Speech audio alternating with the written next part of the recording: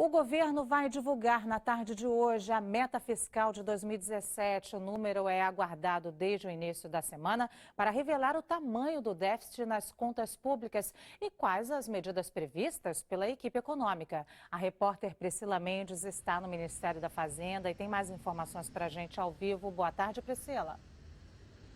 Boa tarde, Luciana. Boa tarde a todos que acompanham o Repórter Brasil.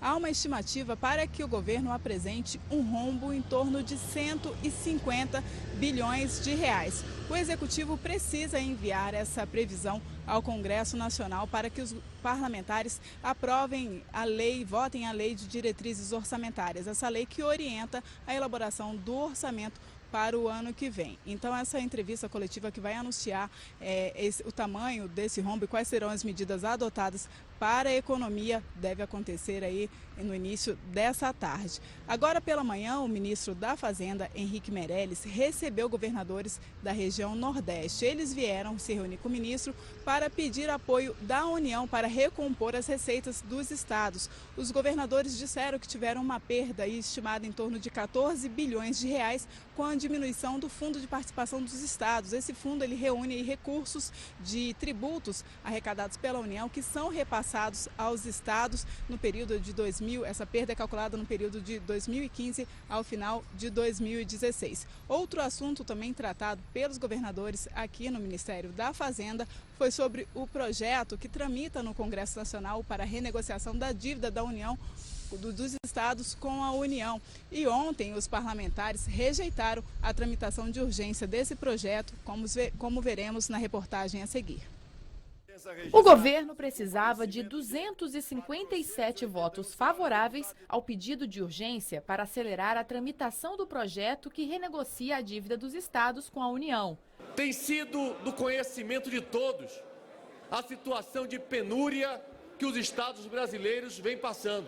Arrancar mais leite dos falidos é uma ilusão que não vai ajudar o Brasil. Eu faço um apelo para que nós não votemos essa urgência, porque senão não há condições de votar o mérito desta matéria, que ela vai prejudicar enormemente os estados. Mas por 4 votos, o requerimento não foi aprovado. Quórum 387, não foi aprovado o requerimento.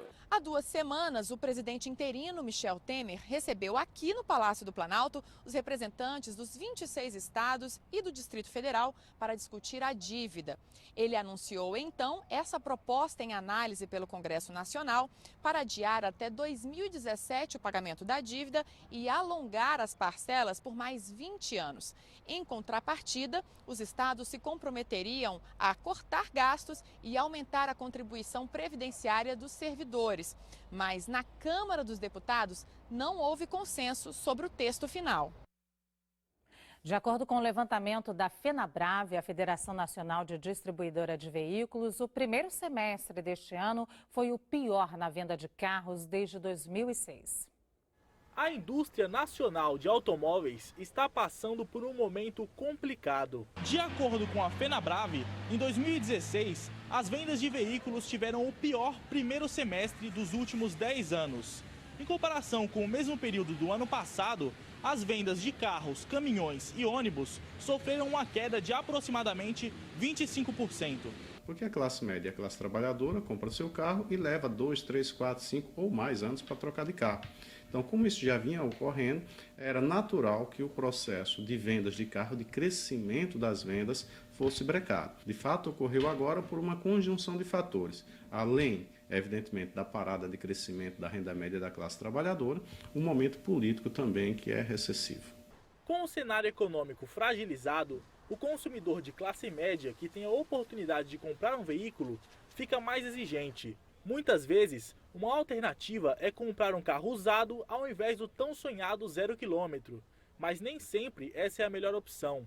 O consumidor ele fica com aquele receio de acabar tendo que comprar um carro seminovo e posteriormente está tendo problemas com a mão de obra, tendo problemas com quebra de carro, e o carro novo, na maioria das vezes, ele vai te trazer essa segurança. Apesar das previsões de melhora para a situação econômica do Brasil não serem tão positivas, uma leve recuperação nas vendas de veículos já foi notada e as concessionárias estão otimistas para o resto do